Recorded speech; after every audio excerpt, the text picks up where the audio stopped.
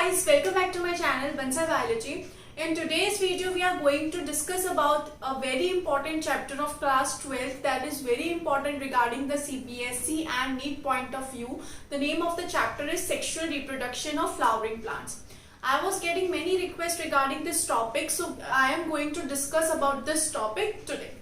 So guys, the chapter name, as a chapter name you can see that is Sexual Reproduction of Flowering Plants. So what is the meaning of sexual reproduction? Sexual reproduction is the reproduction in which two gametes are involved. One gamete is from the parent and one gamete is from the father and the second gamete is from the mother. So in sexual reproduction what happens that two gametes fuse together to form a zygote. This condition is known as sexual reproduction. And here sexual reproduction of flowering plants is to be discussed. What is a flowering plant? A flowering plant is a angiosperms, because in all plants only angiosperms are those one which can flower. So here of whom we are talking about? We are talking about angiosperm. In short, we are talking about the sexual reproduction in angiosperms plants. So if we see what are the sexual organs in angiosperms.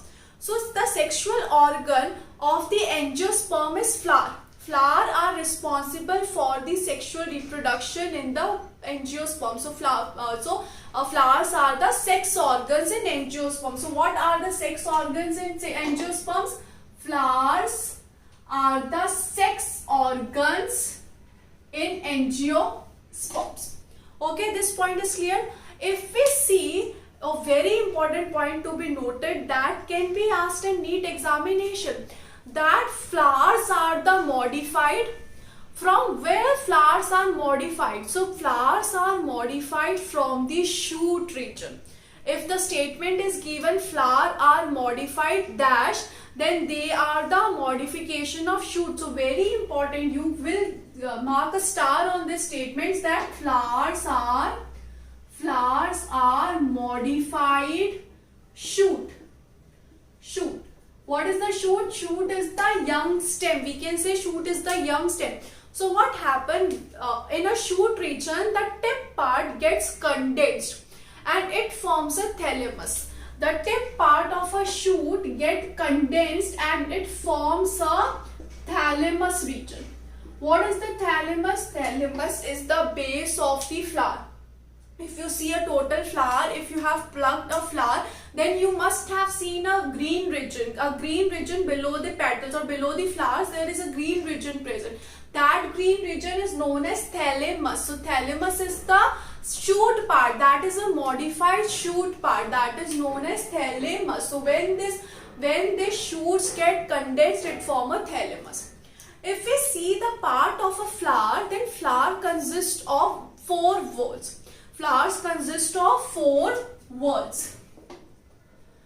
2 whorls are essential whorls regarding the reproduction and 2 whorls are non-essential. I hope you will know the meaning of essential and non-essential. What is the meaning of essential? That it is very compulsory for the reproduction. If it is not present, reproduction will not be able to occur. And non-essential is that even if it is present or not present, it is not that much essential that if it is not present, reproduction cannot occur. That is not the case. So in whorls, the essential whorls are 2 whorls that are essential. That is androecium and gynoecium. Androecium and gynoecium. Androecium is the male region and gynoecium is the female region. You must have listened from any of your friends or gynac doctor. Everyone says gynac. So wherever the gynac word is there, it refers to the female part, and wherever there is andro part, then it refers to the male part. Okay, so androecium is the male part and gynoecium is the female part, and these two are the essential whorls. And if we talk about the non-essential whorls, then there are 2 whorls that are non-essential, that are sepal and petal. If you have seen the flowers, you must have seen that beautiful region, that colored region in rose, that red colored region, or in hibiscus, that red colored region. That is known as what? Petal. And if you have seen the flowers, the lower green region that is present around the thalamus, like this green region that is present around the thalamus, is known as sepal.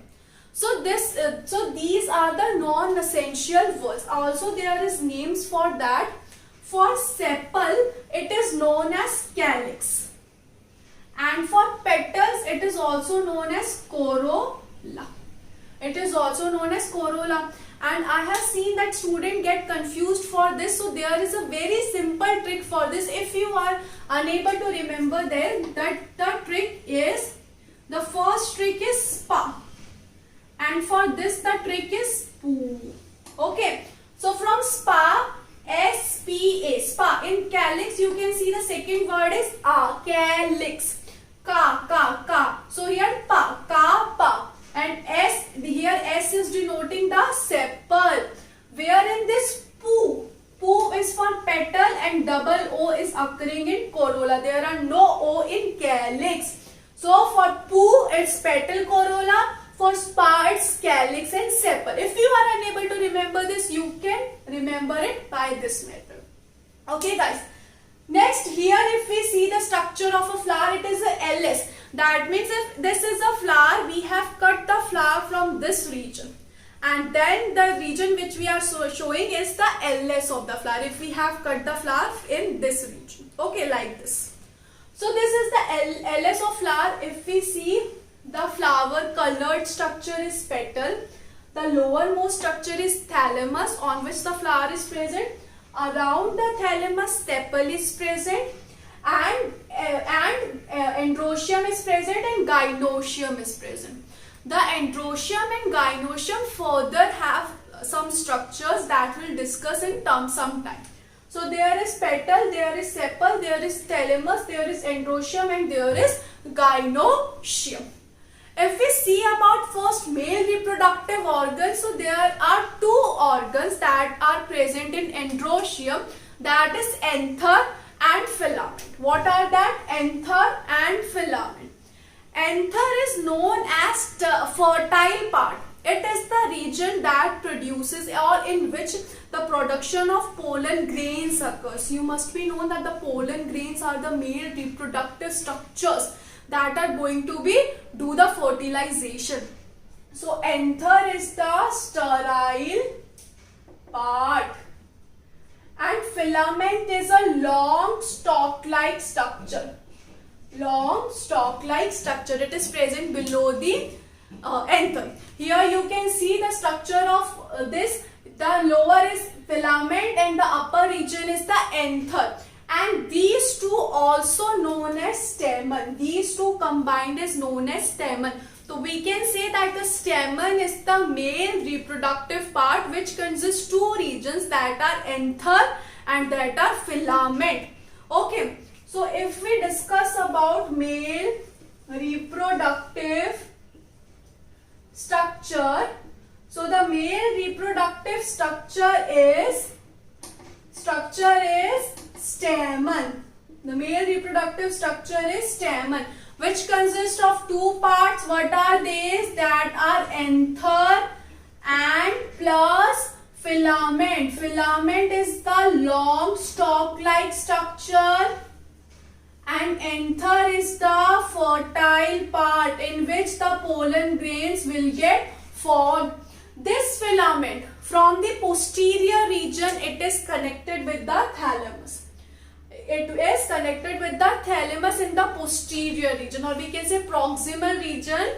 It is connected with thalamus in proximal region.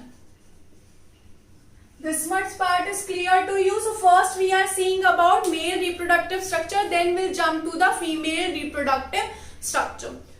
So if we see a anther structure, then in some flowers the anther is bilobed. That means two lobes are present. If we consider this as an anther, so there are one lobe plus two lobes. two lobes are joining together and forming a anther. In some cases this is the condition, or in some cases only one lobe is present. Okay, so generally there are two lobes present in the anther in angiosperms. So here you can see this is the first lobe and this is the second lobe. So generally anthers can consist two lobes, or in sometimes it consists one lobe.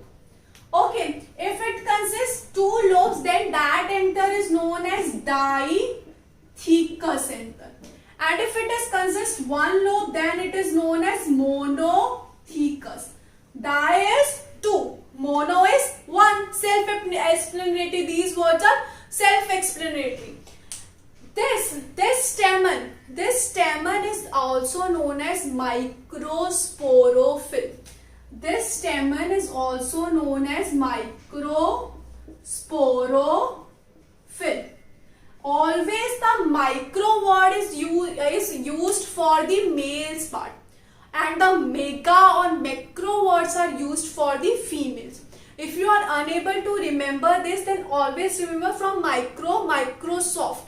And the Microsoft is run by Bill Gates, so he is a male. So you can remember by this that Bill Gates is a male and he runs Microsoft. So for micro it's always male, and from mega and macro it's females. So microsporophyll is the another name of stamen which consists two regions. Okay, now let's see the lobes. These two lobes, if the anther is bilobe, these two lobes consist of pollen sac. What they consist? Pollen sac. Pollen sac, what is the meaning of pollen sac? A sac which contains pollen grain. Simple, the name is self-explanatory. So in these anther, in the two lobes or in lobes, they consist of pollen sac. The pollen sac are also known as microsporangia. They are also known as microsporangia. So in each lobe, two microsporangia or pollen sac are present. Here you can see one pollen sac, two pollen sac, one pollen sac, two pollen. Total 4 pollen sac. So in each lobe, two pollen sac are present. In each lobe, two pollen sac are present. Okay, so 1, 2, 3, 4. 4 pollen sac, that means tetrasporangiate. 4 sporangiate. So these type of anthers are also known as what? Tetrasporangiate. Why they are known as tetrasporangiate? Because they consist of what? 4 pollen sac. What they consist of? 4 pollen sac. While here they are consisting of only one lobe. So how many pollen sac will be there? 2 pollen sac. So 2 matlab, what is the meaning of 2? Bi. So they will be consisting of 2 pollen sac. That meaning bisporangiate. What is the meaning of that? Bisporangiate. Every time there will be 2 pollen sac in one lobe. But there are some exceptions in which one lobe consists only one pollen sac. This is just an exception in some of the angiosperms. Maximum in one lobe there will be 2 pollen sac. So that exception is Wolffia. What is the exception? From the name of wolf, you remember that Wolffia. Okay, so in some exception, in one lobe, only one pollen sac is present, and the example is Wolffia. Example is what? Wolffia.